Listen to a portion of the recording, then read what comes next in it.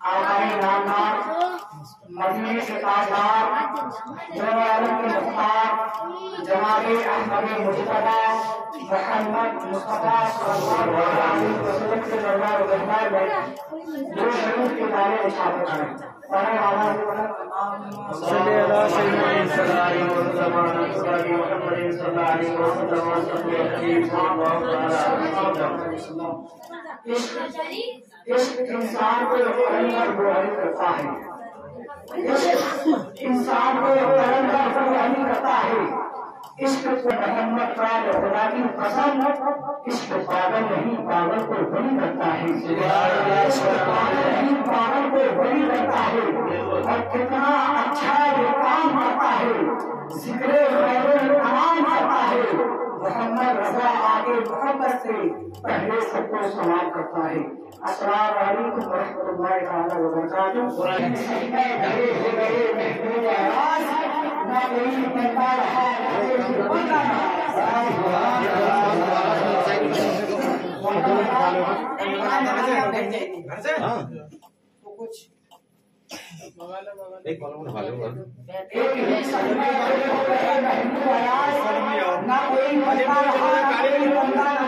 अजीब मैंने अपने तिलावत का शर्फ हासिल किया है, उसका सीधा सीधा तर्जुमा ये है। अल्लाह तबारक व तआला इरशाद फरमाता है, जल्दी हट जा,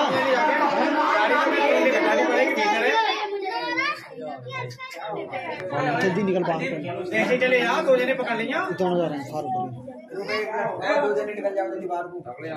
समाज को और नूर करने वाले के साथ नूर करो। मतलब ये है, इसका मायना ये है, भाई लोगों जमात से नमाज अदा करो। बेशक अल्लाह ने फरमाया, भाई लोगों जमात से नमाज अदा करो। आज हमारा माहौल क्या हो चुका है, हमारा मुआशरा क्या हो चुका है, हमारा मामला ये हो चुका है।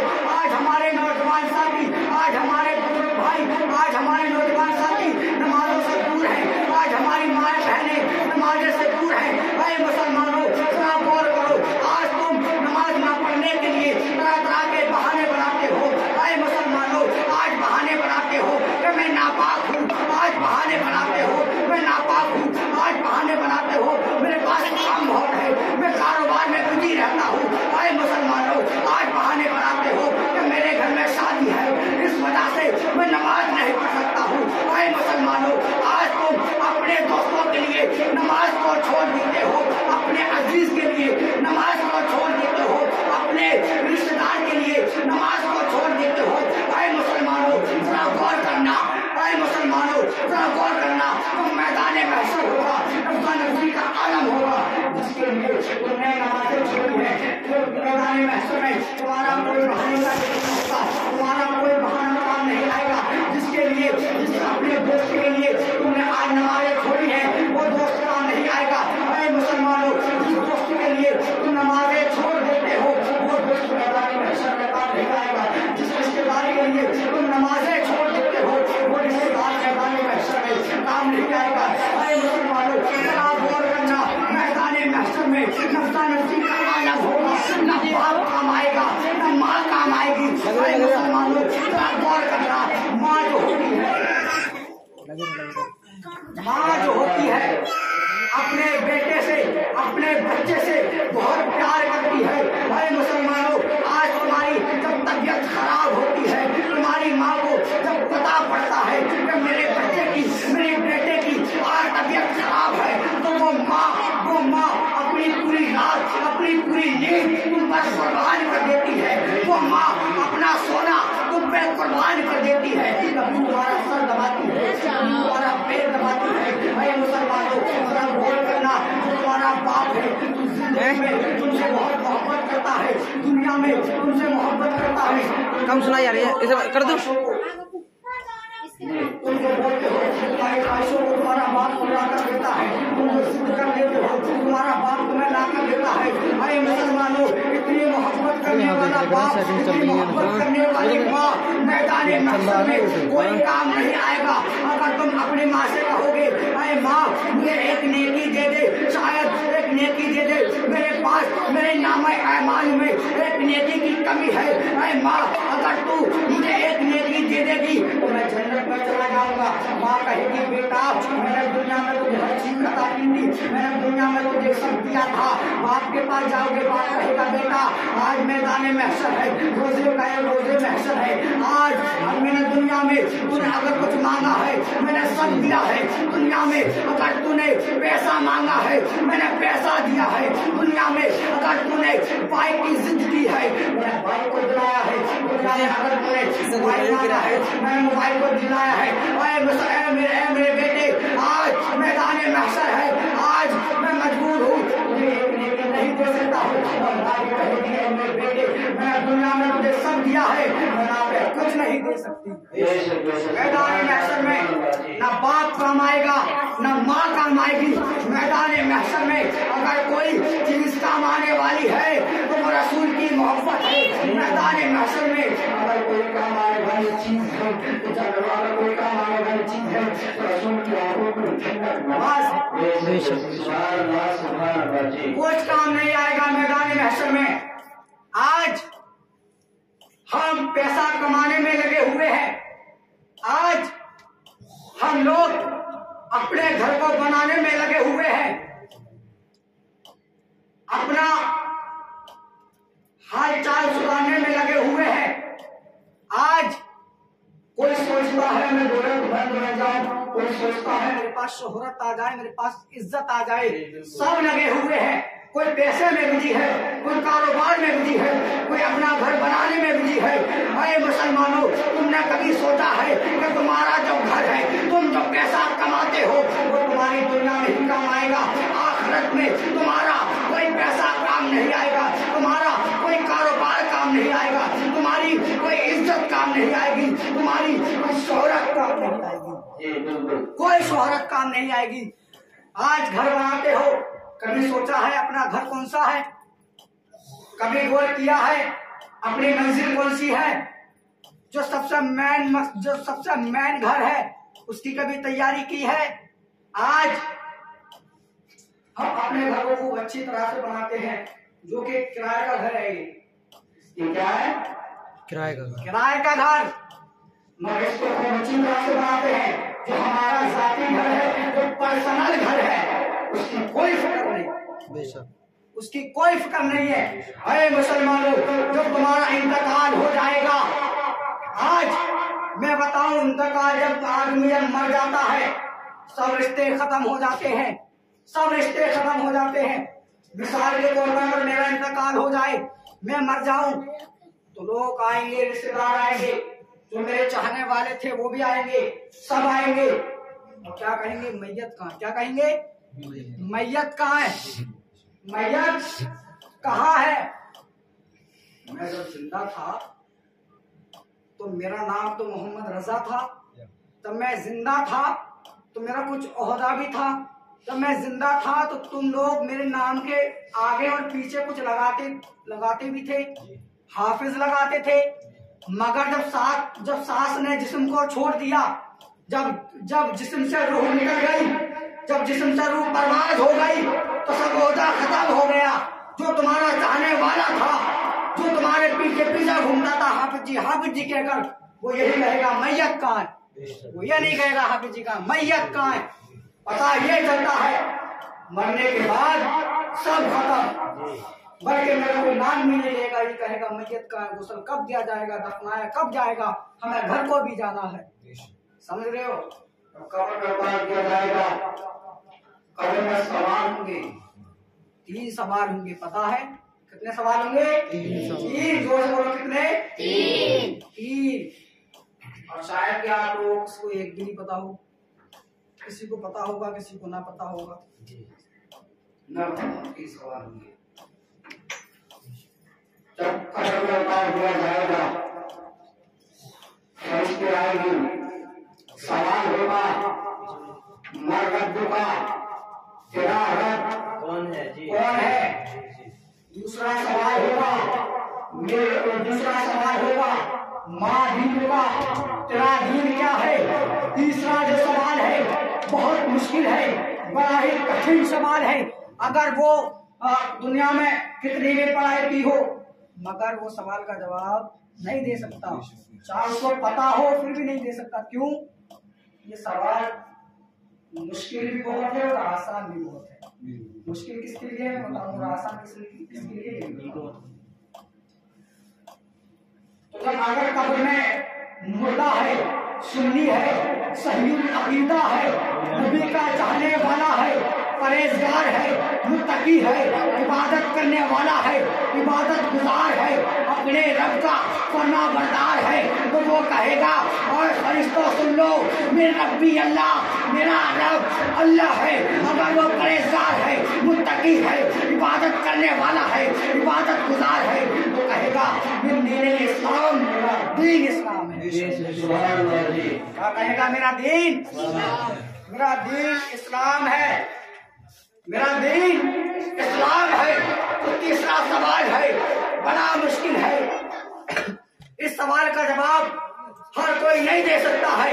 इस सवाल का जवाब वो दे सकता है जो आशिक़े नबी है, मुहब्बे नबी है, नबी का चाहने वाला है, नबी का वफादार है।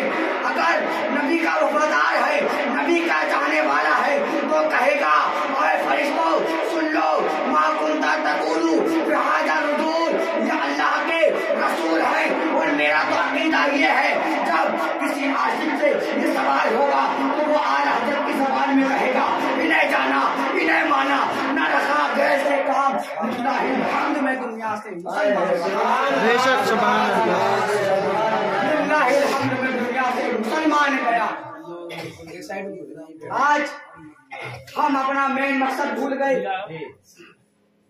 क्या आपको पता है अल्लाह ने हमको, क्या आपको पता है अल्लाह तबारक व तआला ने हमें जो पैदा किया है, अल्लाह का पैदा करने का मकसद क्या है? आए मुसलमानों, जिसको नहीं पता हो उसको आज मैं बताता हूँ, अपनी दिल की धरती पर गौर करना। आए मुसलमानों, अल्लाह तबारक व तआला ने बाल्टीन कम करो बस, जैसा है वैसे ही चले तो ना ऐसे ही चलो, ना अब चलेगा सर। बाल्टीन का आवाज खुल रही है अभी तो, वो बीच वाले बटन के ऊपर। अरे तीनों सवाल का मैं जवाब दे चुका हूँ। अब ये सोचो मेरे भाइयों, मेरे मुसलमान भाइयों, मीठे मीठे इस्लामी भाइयों, जरा गौर करने का मकाम है। जिसने कभी मस्जिद देखी नहीं, कभी पढ़ा नहीं, कभी नमाज पढ़ी नहीं, तो जब उससे कब्र में सवाल होगा तो क्या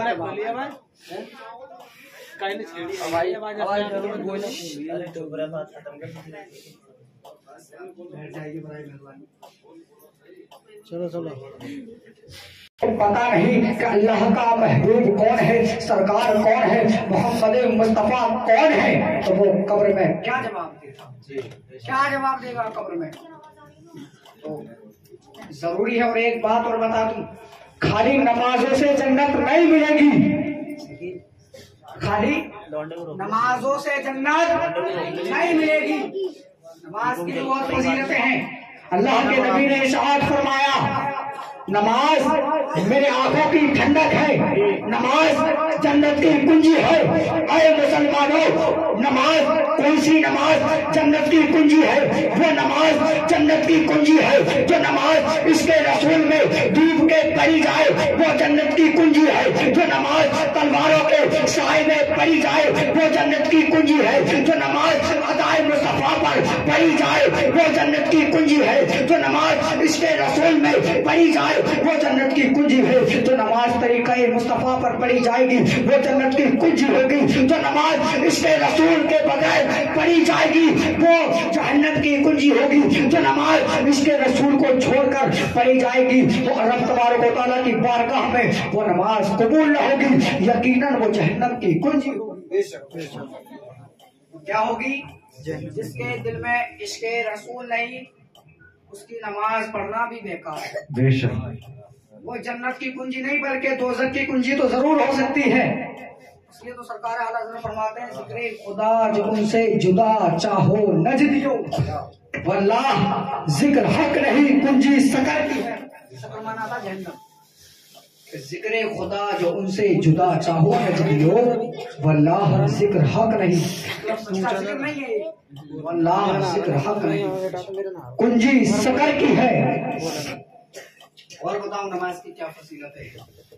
वो तो ये हमारे आका की मेहरबानी है, हमारे मीठे मीठे मुस्तफ़ा की मेहरबानी है, जो आज हम पर 5 टाइम, आज हम पर आज अब मैं बता दूं कितने टाइम की नमाज फर्ज थी। 50 टाइम की नमाज फर्ज थी। जब मेरे आका मेराज पर तशरीफ ले गए, अल्लाह तबारक व तआला ने जब मेरे आका मेराज पर तशरीफ ले गए, अल्लाह ने फरमाया, ओए महबूब मैं तुम्हारी उम्मत पर 50 वक्त की नमाज को फर्ज कर दूंगा।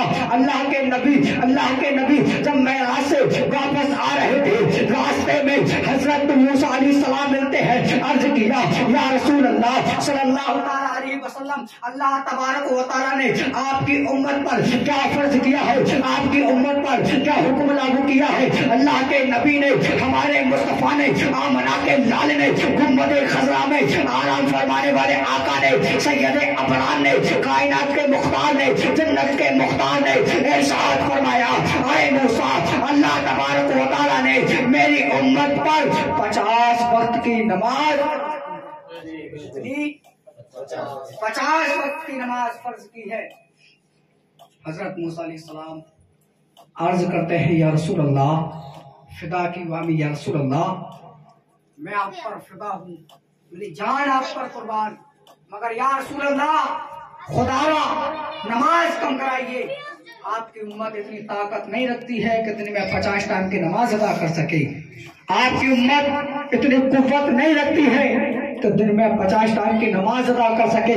आपकी बहुत गुनहगार उम्मत है, बहुत कमजोर उम्मत है। अल्लाह तबारक व तआला के जब रसूलुल्लाह सल्लल्लाहु अलैहि वसल्लम फिर अल्लाह तबारक व तआला की बारगाह में जाते हैं, अर्ज करते हैं, ऐ मेरे मौला, मेरे परवरदिगार आलम, मेरी उम्मत इतनी ताकत नहीं रखती है, मेरी उम्मत इतनी ताकत नहीं रखती है कि दिन में 50 टाइम की नमाज अदा कर सके। ऐ मेरे मौला, मेरे परवरदिगार आलम, तू गफूर रहीम है, तू गफूर रहीम है, तू रहम फरमाने वाला है। ऐ मेरे मौला, मेरे परवरदिगार आलम, तू मेरी उम्मत पर रहम फरमा, कुछ टाइम की नमाज को कम कर दे। अल्लाह फरमाता है, अरे महबूब आपकी बात टाली नहीं जाएगी। आप कहते हो तो आपकी उम्मत के लिए आज से 45 मरतबा की नमाज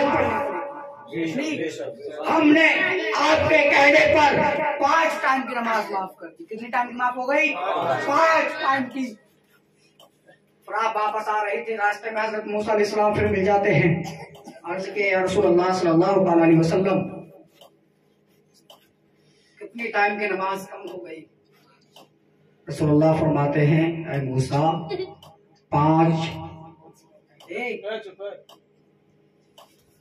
5 टाइम की नमाज मेरी उम्मत पर अल्लाह ने माफ फरमा दी है। सुभान अल्लाह, सुभान अल्लाह, सुभान अल्लाह बोल दिया करो। सुभान अल्लाह। जो एक बार सुभान अल्लाह बोलता है, अल्लाह तबारक व तआला उसके नामे अमाल में 90 नेकी लिख देता है। कितनी? 90। और कोई एक है ना, हमें पागल चला पड़ा जब 90 नेकी मिलती, खाली 50 ग्राम की ज़बान हिला 90 नेकी कमाल, समझ रहे हो? और दूसरी हदीस शरीफ में आता है कि जो बंदा एक मर्तबा सुभान अल्लाह बोलता है, अल्लाह तबारक व तआला उसके नाम का जन्नत में एक पेड़ लगा देता है। एक जगह तकरीर कर रहा था, यही बात मैंने एक गाँव में कहा कि जो सुभान अल्लाह बोलता है तो अल्लाह तबारक व तआला उसके नाम का जन्नत में एक पेड़ लगा देता है। हमारे एक बड़े बड़े चचा खड़े हो गए, बोलता है हाफिज साहब अगर हम ज्यादा सुभान अल्लाह बोलेंगे तो हमारे इससे जन्नत तो जन्नत बन जाएगी। ऐसे भी लोग होते। तो मैं बता रहा था 5 टाइम की नमाज माफ हो गई। हजरत मूसा अलैहिस्सलाम अर्ज करते हैं, या रसूल अल्लाह सल्लल्लाहु ताला अलैहि वसल्लम, आपके उम्मत इतनी ताकत नहीं रखती है कि दिन में 45 मरतबा की नमाज पढ़ सके। या रसूल अल्लाह, आप वापस जाइए और अल्लाह से अपने अल्लाह से गफूर रहीम है, वो रहम फरमाने वाला है। अल्लाह की बारगाह में आप जाइए और नमाजें कम करा कर लाइए। मेरे मुस्तफा गुम्बद खजरा में आराम फरमाने वाले आका अल्लाह की बारगाह में जाते हैं, फिर 5 टाइम की नमाज माफ हो जाती है। इसी तरह से मुस्तफा सल्लल्लाहु अलैहि वसल्लम ने 9 मरतबा चक्कर लगाए। कितने? 9 चक्कर लगाए। 9 चक्कर लगाने के बाद 45 मरतबा की नमाज माफ हो गई, 5 मरतबा कितनी रह गई? 8। मगर 5 में हम पढ़ते नहीं। कहाँ पढ़ते हैं 5 में? 5 है पढ़ते, एक नहीं। अल्लाह, जितनी नमाज पढ़ने की फजीलतें हैं उतनी ही नमाज न पढ़ने की वईदें भी बहुत है। अल्लाह के नबी ने इरशाद फरमाया, जो बंदा एक टाइम की नमाज छोड़ देता है तो अल्लाह तबारक व तआला उसकी कब्र में 99 बिच्छू पैदा करता है। और हदीस शरीफ में आता है कि वो बिच्छू कोई दुनिया के बिच्छू नहीं है, कोई आम बिच्छू नहीं है, बल्कि वो बिच्छू है। अगर वो दुनिया में सांस ले लें, दुनिया में डंक मार दें, तो कसम खुदा की, रब्बे काबा की कसम, वो बिच्छू अगर दुनिया में डंक मार दे तो पूरी दुनिया तबाह हो जाए, रेजा रेजा हो जाए। खाली एक बिच्छू अगर सांस ले ले या डंक मार दे तो पूरी दुनिया क्या हो जाएगी? तबाह हो जाएगी, बर्बाद हो जाएगी, खाक हो जाएगी, रेजा रेजा हो जाएगी। अब सोचो, जब एक बिच्छू की इतनी ताकत है तो मेरे भाइयों सोचो, जब 99 बिच्छू कब्र में छोड़े जाएंगे तो इतनी बड़ी दुनिया के लिए एक बिच्छू काफी है। तो कब्र में जो छोटी सी कब्र होती है, जब 99 बिच्छू छोड़े जाएंगे, क्या आलम होगा? क्या होगा कब्र का? क्या बनेगा हमारा? क्या होगा? आज हम जिस्म पर नाज करते हैं वो जिस्म भी सब फानी हो जाएगा, मिट्टी हो जाएगा। मैं खाक हूँ और खाक ही हम खाक हैं और खाक ही बाबा है हमारा, खाकी तो आदम से आला है हमारा। हम क्या है? खाक। जिस ताकत पर आज हम घमंड करते हैं, जिस जिस्म पर आज घमंड करते हैं, वो जब फानी हो जाएगा, सब फानी हो जाएगा, सिर्फ अल्लाह बाकी रहेगा। मिन कुल्ली फानी अल्लाह बाकी, पूरी कायनात फना हो जाएगी, बस अल्लाह बाकी रह जाएगा। मेरे भाइयों, मरने से पहले मरने की तैयारी कर लो। आज हम कोई शादी आती है तो उससे पहले उसकी तैयारी करते हैं ना, करते हैं। आज हम कोई भी काम करते हैं, जैसा घर भी बनाते हैं तो उसकी तैयारी करते हैं। मगर जो मिसाल के तौर पर कोई काम करते हैं तो उसमें एक जो है उसका कोई भरोसा नहीं है कि ये काम होगा या नहीं होगा, उसमें डाउट रहता है।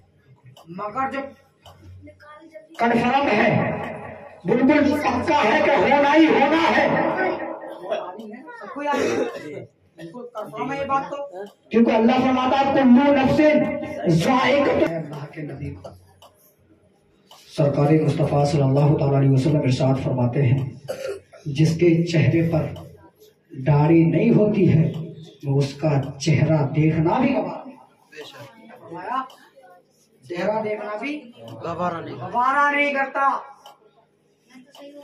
पता नहीं क्यों, क्या कोई ज्यादा वजन लगता है दाढ़ी, क्या समझ नहीं आ रहा, ज्यादा वजन हो या दाढ़ी को आम कीजिए, क्योंकि मैदान महशर में हमारी शफाअत कौन करेगा? बताओ कोई? हमारे नबी करेंगे ना, कौन करेगा? नबी। हमारा आखिरी सहारा कौन? सरकारी मुस्तफा। हमारा आखिरी सहारा कौन है? हम जाएंगे आदम अलैहिस्सलाम के पास। आदम अलैहिस्सलाम, आप तो अल्लाह के नबी है, आप तो दुनिया में सबसे पहले आए थे। आदम, आज आदम हम तुम्हारी औलाद है।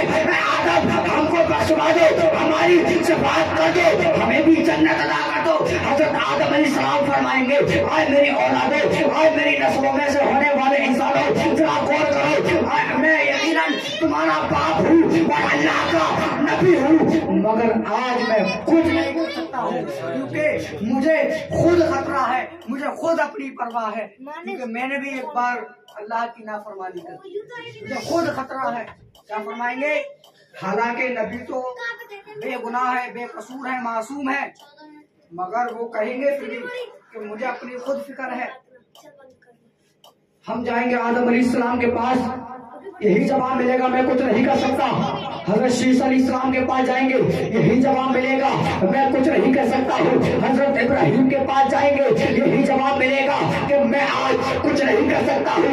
हजरत मूसा अलैहिस्सलाम के पास जाओगे, यही जवाब मिलेगा, आज मैं कुछ नहीं कर सकता हूँ। हजरत जबीहुल्लाह के पास जाओगे, यही जवाब मिलेगा, आज मैं कुछ नहीं कर सकता हूँ। जुल्किफ्ल अलैहिस्सलाम के पास जाओगे, यही जवाब मिलेगा, आज मैं कुछ नहीं कर सकता हूँ। तकरीबन 1,24,000 यानी 1,24,000 तकरीबन 2,24,000 नबियों के पास जाओगे, यही जवाब मिलेगा। हजरत ईसा अलैहिस्सलाम के पास जाओगे, यही जवाब मिलेगा। जब आखिर में सबके बाद में जब जाओगे सरकार मुस्तफा के बाद, सरकार मुस्तफा के पास, तो क्या फरमाएंगे आका? क्या फरमाएंगे? आका फरमाते हैं कि मैं मेरे उम्मतियों, टेंशन लेने की जरूरत नहीं है, सब नबी माफ कर देंगे। मैदान महशर में ललकार दिया सब ने हमको, ऐ मेरे आका अब तेरी दुहाई है। कोई शफात, कोई नबी शफात नहीं करेंगे। यहाँ तक क्या हदीस शरीफ में आता है, हजरत इब्राहिम खलीलुल्लाह भी, एक हदीस शरीफ है बुखारी शरीफ है, अल्लाह तबारक व तआला ने अपने महबूब को हुक्म दिया, ऐ महबूब तुम आज मुझसे 3 दुआ करो और तुम्हारी तीनों दुआ कबूल कर दी जाएगी। क्या फरमाया? ए रब मेरी उम्मत को बख्श दे, ए रब मेरी उम्मत को बख्श दे। बुखारी शरीफ में सिर्फ एक बार कहा, 2 बार कहा, और आगे फरमाते हैं एक बार मैंने इस एक दुआ को मैंने इसलिए छोड़ दिया है, मैदान महशर में मैं अल्लाह से कहूंगा, ए रब मेरी उम्मत को बख्श दे। एक दुआ को मैंने इसलिए छोड़ दिया है, मैदान महशर में नफ्सा नफ्सी का आलम होगा, तमाम पूरी कायनात, पूरी उम्मत मेरे सहारे होगी, पूरी उम्मत मेरी तरफदार होगी। यहाँ तक के फरमाया कि हजरत इब्राहिम खलीलुल्लाह भी मेरे तरफदार होंगे। यहाँ से ये साबित हुआ कि हजरत इब्राहिम खलीलुल्लाह को भी हमारे नबी की जरूरत है, और जरूरत है। अब हम, सरकार ने फरमाया कि मैं दाढ़ी को, जो बंदा चेहरे पे दाढ़ी नहीं रखता है मैं उसका चेहरा देखना भी गवारा नहीं करता। मेरे भाइयों सोचो, जब हम उनको सब ललकार देंगे जिस पे हमारी आखिरी उम्मत है और जिस पे हमारी आखिरी उम्मीद है, अगर उन्होंने हमसे अगर मुंह फेर लिया तो क्या होगा? क्या होगा?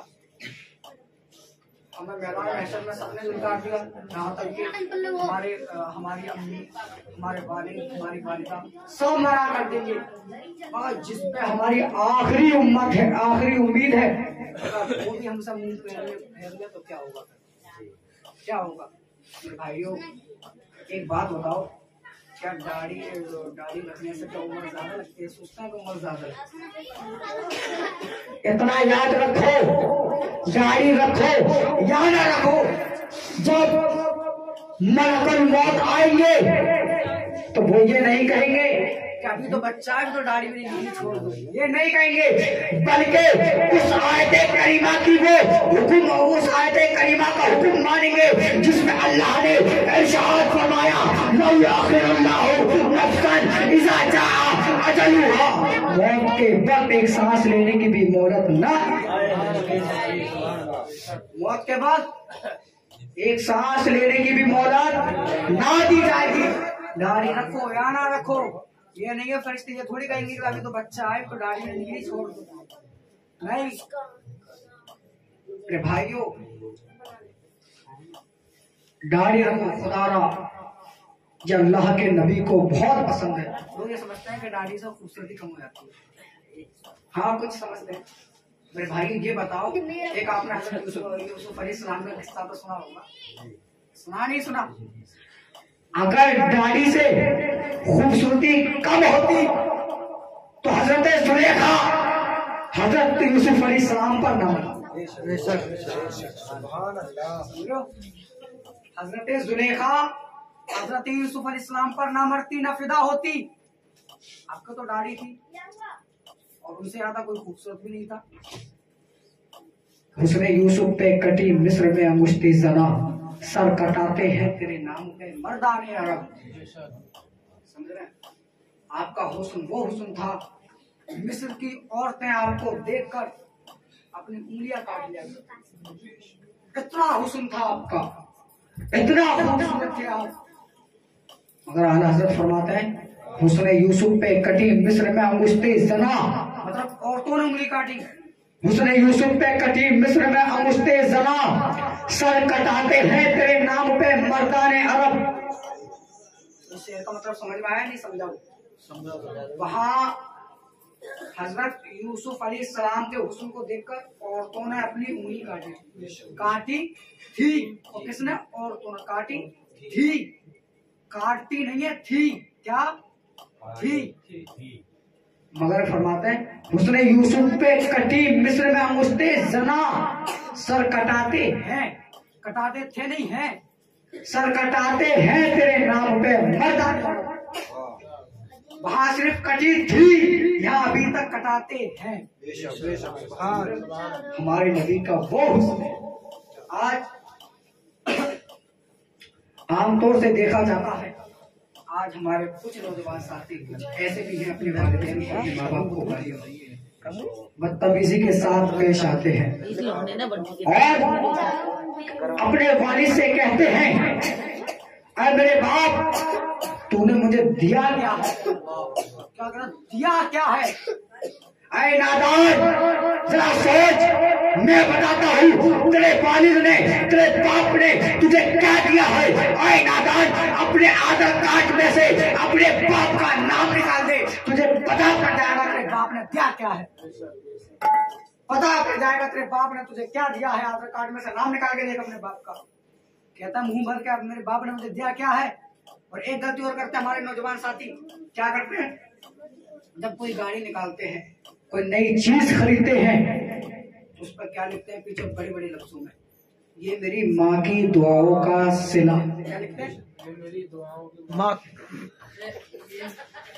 ये मेरी माँ की दुआओं का सिला। उल्टा कर दिया इसने। ये मेरी माँ की दुआओं का सिला है। क्या बाप का जिंदगी भर बददुआएं करता रहा? बाप जिंदगी भर बददुआएं करता रहा। अरे मुसलमानों, जब तुम्हारी गाड़ी के पीछे बड़े बड़े लफ्जों में लिखा होता है ये मेरी माँ की दुआओं का सिला है, जब तुम्हारा बाप उसको पढ़ता होगा तो उसके दिल पे क्या गुजरती होगी, उसका दिल टूटता होगा। अरे मुसलमानों, जरा गौर करना, अगर तुम्हारी माँ ने तुम्हें पाला है, तुम्हारी माँ ने तुम्हारे लिए मेहनतें की है, मशक्कतें की है, तो तुम्हारे बाप ने तुम्हारे लिए मेहनतें की है, मजदूरी की है, धूप में मजदूरी करके तुम्हें पाला है। खर्चा सिर्फ माँ का, अपनी बाप का कुछ नहीं। बाप को दे समझा, गोभी तो ऊपर ढूंढना होता जीवन, सब कुछ माँ, सब कुछ माँ, बाप को भूल गए। मैं बताता हूँ बाप क्या चीज है। बाप की फजीलत भी बहुत बड़ी है, मगर बाप क्या है? अरे मुसलमानों, तुम्हारी जन्नत किसके कदमों में है? तुम्हारी जन्नत तुम्हारे माँ के कदमों में है। तुम्हारी तुम्हारी जन्नत जिसके कदमों में है उसकी जन्नत तुम्हारे बाप के कदमों में है। सुभान अल्लाह जी। तुम्हारी जन्नत तुम्हारे माँ के कदमों में है और तुम्हारी माँ की जन्नत तुम्हारे बाप के कदमों में है। अगर माँ जन्नत की कुंजी है, अगर माँ जन्नत का दरवाजा है, अगर माँ जन्नत है तो बाप जन्नत की कुंजी है, अगर माँ जन्नत है तो बाप जन्नत का दरवाजा है। अल्लाह के नबी ने इरशाद फरमाया,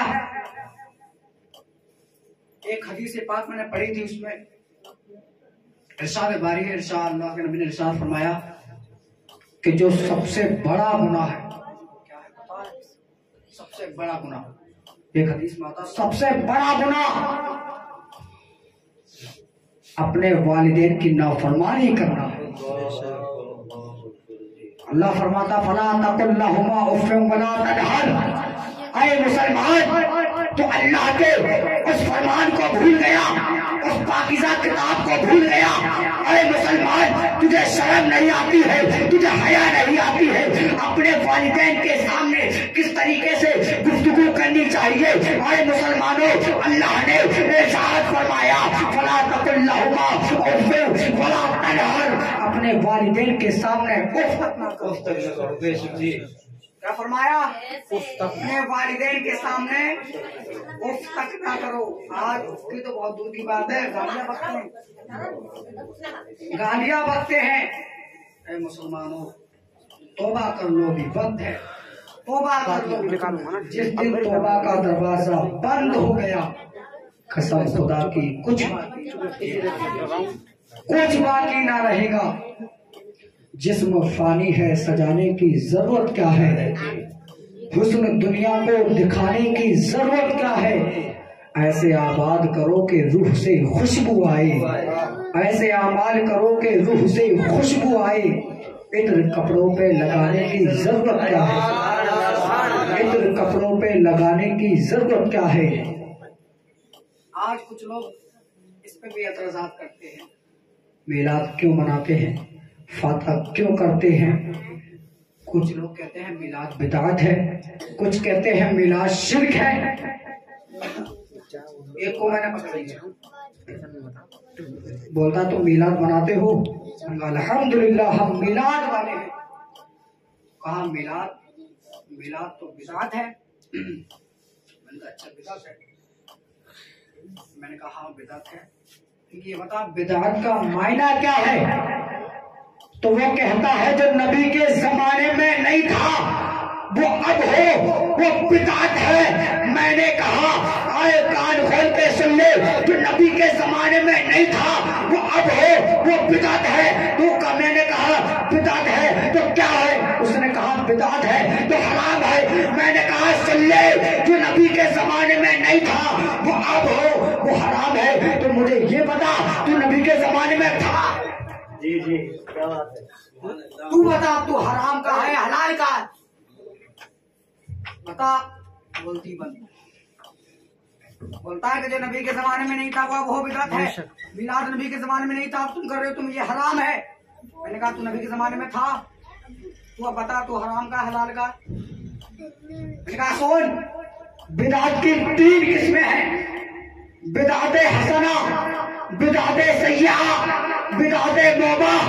बिदअत हसना वो फ़ैल है, बिदअत हसना वो काम है, जिसका वो काम है जैसा कि नबी के जमाने में अजान बगैर माइक की होती थी, माइक का जमाना नहीं था, अब माइक से हो रही है। तो क्या है बिदअत हसना, नेक काम, अच्छा काम, नेकी की दावत देना, नेकी को बढ़ाई देना, ये बिदअत हसना है। अब बिदअत सय्यिआ क्या है?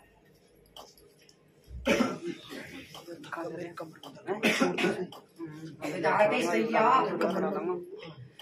नबी के जमाने में बेहयाई, बेपर्दगी, नाच गाना, खेलकूद नहीं था। और नाच गाना भी है, बेहयाई भी है, बेपर्दगी भी है, तो ये बिदअत सय्यिआ है और बिदअत सय्यिआ हराम है। अब बिदअत मुबाह है, बिदअत बिदअते मुबाह वो फेल है, फेल मतलब काम, वो काम है जिसका करना और ना करना बराबर हो। सुन रहे हो? ऐसे ही करना, सुनो दर्शन करना। हम लोग सुभान अल्लाह को बोलते हैं, सुभान अल्लाह दिल निकाल के रख रहा हूँ, तुम्हारा ही पूरा हाथ कर दिया, अपनी कलेजी निकाल के रख, सुभान अल्लाह बोल दिया करो। सुभान अल्लाह बोलने के कैसे लग रहा हूँ? सुभान अल्लाह बराबर बैठे कौन है जोर से बोला करो। बिदअते मुबाह वो फेल है जिसका करना और ना करना बराबर हो। जैसे नबी के जमाने में ट्रेन नहीं थी, अब कोई इंसान ट्रेन पे सफर करता है तो कोई सवाब नहीं, कोई गुनाह नहीं, और नहीं करता है तो कोई ट्रेन नहीं थी, अब है, उसका करना ना करना बराबर है। ये तीन किस्में हो गई। तो कोई भी अगर ऐसा मिल जाए खबीस, उसको ये जवाब जरूर देना। और मिलाद में बता दो कहाँ से साबित है, वहां से साबित है। अगर तूने उंगली भी कर दी तो काफिर हो जाएगा। कुरान से साबित है, उठा उंगली कुरान पे, इधर कुरान पे उंगली उठाएगा, इधर तेरे ईमान का जनाजा निकल जाएगा। अल्लाह फरमाता है वअम्मा बिनिअमती रब्बिका फहद्दिस, अपने रब की नेमतों का खूब खूब चर्चा करो। क्या फरमाया? अपने रब की नेमतों का खूब खूब चर्चा करो। अब चर्चा कैसे होगा? अब मैं अपने रूम में अल्लाह का कुछ भी पढ़ूं, कुछ भी करूं, कुरान पढ़ूं या कुछ ऐसी जिक्र करूं, तो क्या होगा? वो चर्चा होगा? नहीं। चर्चा होगा? नहीं होगा। क्या होगा? वो होगा जिक्र। क्योंकि अकेला कोई इंसान करता है तो वो चर्चा नहीं, वो जिक्र होता है। और चर्चा उसको कहते हैं जिसमें कई लोग हों, जैसे कि अब फरमाया, ये नहीं कहा कि जिक्र करो, बल्कि ये कहा चर्चा करो। चर्चा करो तो चर्चा तो ऐसी होगा जब मिलाद होगा, लोग तो जब इकट्ठा होंगे ना, तो यहाँ से भी मिलाद साबित है। और मिलाद का असली मायना क्या है? मिलाद का असली मायना सरकार की तारीफ करना। मायना है ना, मिलाद का क्या मतलब है? सरकार की तारीफ करना। मैं कहता हूँ अगर मिलाद करना तो गलत बताता है तो सुन ले, मिलाद अल्लाह रब्बुल इज्जत ने बनाया है। वो कैसे सोच? अल्लाह कुरान करीम में फुरकान हबीब में इरशाद फरमाता है, वमा अरसलनाका इल्ला रहमतल लिल आलमीन। ऐ महबूब, हमने आपको तमाम जहान के लिए रहमत बनाकर भेजा है। दूसरी जगह इरशाद फरमाता है, वरफाना लका जिक्रक। ऐ महबूब, हमने आपके मर्तबे को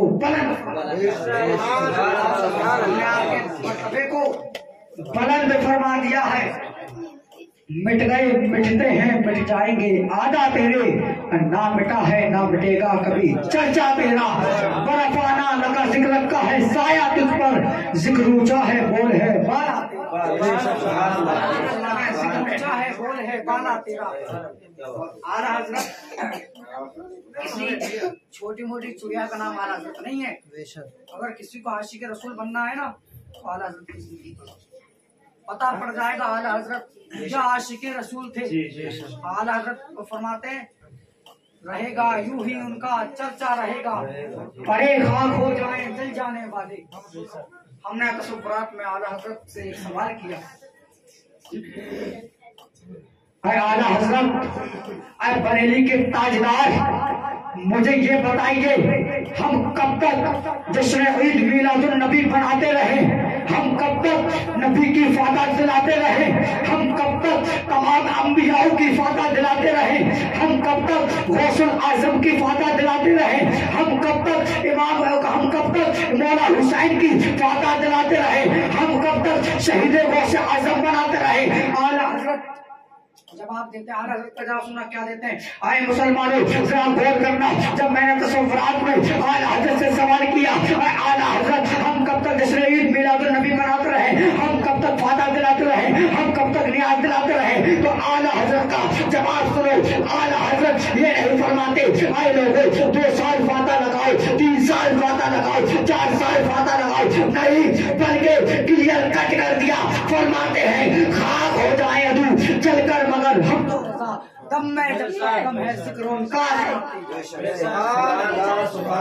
दम में जब तक दम है जिक्र उनका सुनाते जाएंगे।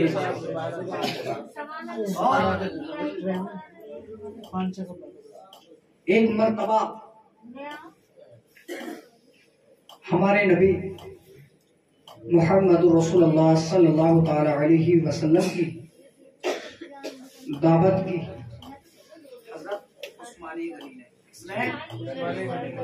हजरत उस्मानी गनी ने नबी की दावत की और तमाम सहाबाओं की बता रहा हूँ हजरत फातिमा का क्या मर्तबा है, और बिलखुसूस मेरी माँ बहन है, इसको जरूर गौर से सुने। तो हजरत उस्मानी गनी ने मेरे नबी की दावत की और तमाम सहाबाओं की दावत की। जब मेरे नबी हजरत उस्मानी गनी के घर पहुंचे, जब तमाम सहाबा हजरत उस्मानी गनी के जब घर पहुंचते हैं, हजरत उस्मानी गनी ने अच्छा सा दस्तरखान बिछा दिया, लजीज खाने लगा दिए, अच्छे अच्छे खाने लगा दिए। और जब नबी अपने घर से उस्मानी गनी के घर तक जब जा रहे थे तो हजरत उस्मानी गनी पीछे पीछे चल रहे थे। जितने नबी के कदम हजरत उस्मानी गनी गिन रहे थे, कदम गिन रहे थे। जब आपने अच्छी तरह से जब खाना खिला दिया, जब रुखसत कर दिया, तो आपने जो कदम गिने थे, जो नबी के जो कदम गिने थे, जितने कदम थे उन कदम के बदले उन्होंने एक गुलाम को आजाद किया। जितने भी कदम थे एक एक कदम के बदले एक एक गुलाम को आजाद किया। उस दावत में हजरत मौला अली रज़ी अल्लाह ताला अन्हु भी मौजूद थे। आपने दिल में सोचा, दिल में ख्याल आया कि मुझे भी नबी की दावत करनी चाहिए। मेरे दिल में भी अरमान है, मेरे दिल में भी तमन्ना है मेरे घर पे नबी तशरीफ ले आए।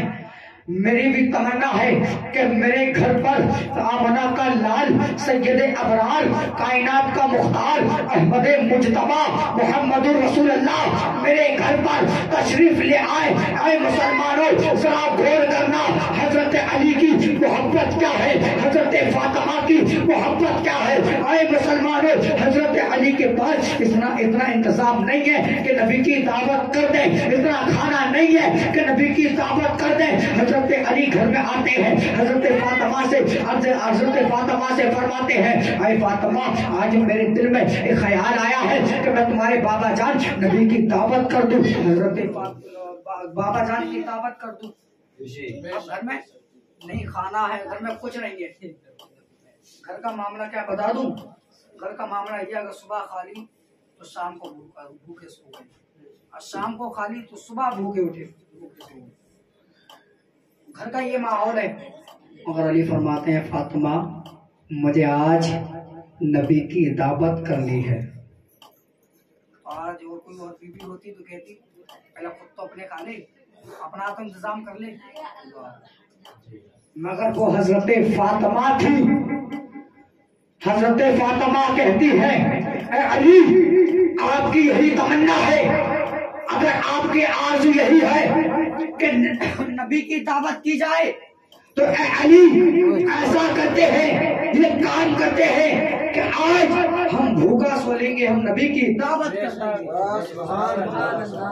तो हज़रत अली फरमाते हैं, ए फातिमा, ऐसे ही करते हैं, हम भूखा सो लेंगे एक दिन, मगर नबी की दावत कर देंगे, नबी की दावत कर देंगे। अब हजरत अली नबी की बारगाह में हाजिर हुए, अर्ज किया, या रसूल अल्लाह सल्लल्लाहु ताला अलैहि वसल्लम, मैं आपकी दावत करना चाहता हूँ। मेरे घर पर आज आपकी दावत है। रसूलुल्लाह सल्लल्लाहु ताला अलैहि वसल्लम फरमाते हैं, अली, आपकी दावत मुझे मंजूर है, मुझे कबूल है। अब हजरत अली ने किसकी दावत की? किसकी की?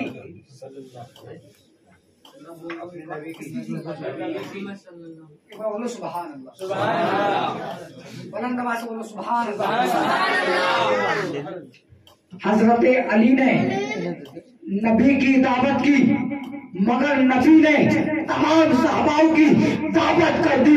ऐ मुसलमानों, जरा गौर करना, जब हजरत अली घर वापस आते हैं, हजरत फातिमा से फरमाते हैं, ऐ फातिमा, मैंने नबी की दावत कर दी है, इंतजाम कर ले। हजरत फातिमा कहती है, अब मैं मेरे अली, मेरे शौहर, मैं इंतजाम कर लूंगी, मैं इंतजाम करती हूँ। हजरत अली फरमाते हैं, ऐ फातिमा, इस भरोसे में मत रहना कि सिर्फ नबी की दावत हुई है, नबी की नहीं बल्कि सबकी दावत हुई है,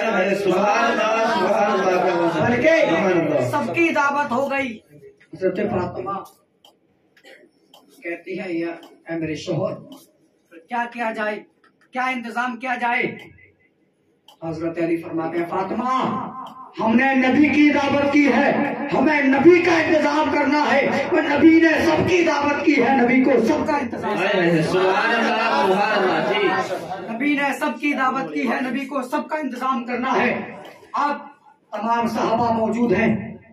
हमारे सरकार मुस्तफा सल्लल्लाहु अलैहि वसल्लम अपनी खानकाह से निकले हैं, तमाम सहाबाओं के साथ निकले हैं। अब हजरत अली पीछे पीछे आ रहे हैं, हजरत अली पीछे पीछे सरकार मुस्तफा सल्लल्लाहु अलैहि वसल्लम के कदम मुबारक गिरते हुए आ रहे हैं। जब घर पर पहुंच जाते हैं तो क्या देखते हैं, जब आप घर पर पहुंच गए, इधर हजरत फातिमा मुसल्ला उठाती हैं, जब तबारक व तआला की बारगाह में दुआ करती है, अरे मेरे मौला, मेरे परवरदिगार आलम, आज तेरे महबूब की बेटी की इज्जत का सवाल है। अरे मेरे मौला, मेरे परवरदिगार आलम, आज तक तेरे महबूब की बेटी ने, तेरी फातिमा ने आज तक तुझसे कुछ नहीं मांगा है, आज तुझसे कुछ मांगना चाहती हूँ। आज तुझसे कुछ मांगना चाहती हूँ। आज मेरे परवरदिगार आलम, आज खाने का इंतजाम कर दे। तो अल्लाह तबारक व तआला हजरत जिब्रील अलैहिस्सलाम को भेजता है, जन्नत से खाने लेकर भेजता है। सुभान अल्लाह, तरह के खाने लेकर जब जन्नत से भेजा, तमाम सहाबाओं ने खाना तनावुल फरमाया, तमाम सहाबाओं ने खाना खा लिया, हमारे नबी ने खाना नोश फरमा लिया। जब सबने खाना खा लिया, सहाबा इकराम अर्ज करते हैं, या रसूल अल्लाह, ये कौन सा खाना है? आज तक मैंने पूरी दुनिया में इससे बेहतर, इससे अच्छा खाना नहीं खाना है, खाना नहीं खाया है। सरकार मुस्तफा इरशाद फरमाते हैं, अरे मेरे साहबा सुनो, जब तक तुमने दुनिया में जो खाया था वो दुनियावी खाना था, ये जन्नत का खाना, ये जन्नत का खाना है। ये क्या है? जन्नत का खाना है। अब हजरत फातिमा अपने रब की बारगाह में दुआ करती हैं, मेरे परवरदिगार आलम, खाने का तो इंतजाम हो गया, मगर मेरे शोहर की एक आरज़ू और है, मेरे शोहर की एक तमन्ना और है कि जब हजरत उस्मान गनी ने जब नबी की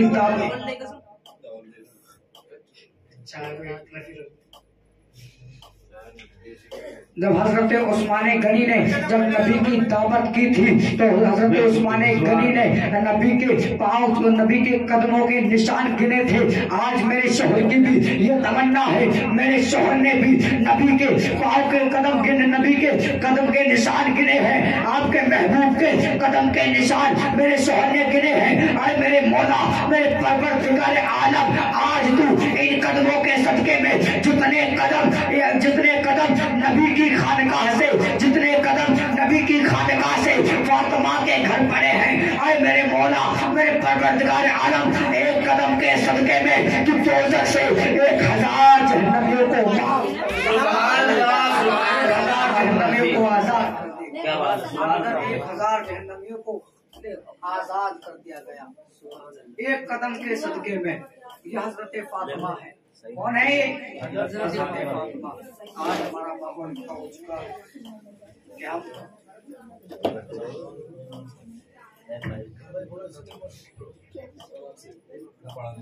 एक घंटा हो गया। हाँ जी, को नमाज पढ़ने की तौफीक अता फरमाई। रहा चमन तो फूल खिलेंगे, जिंदगी रही तो इंशाअल्लाह फिर मिलेंगे।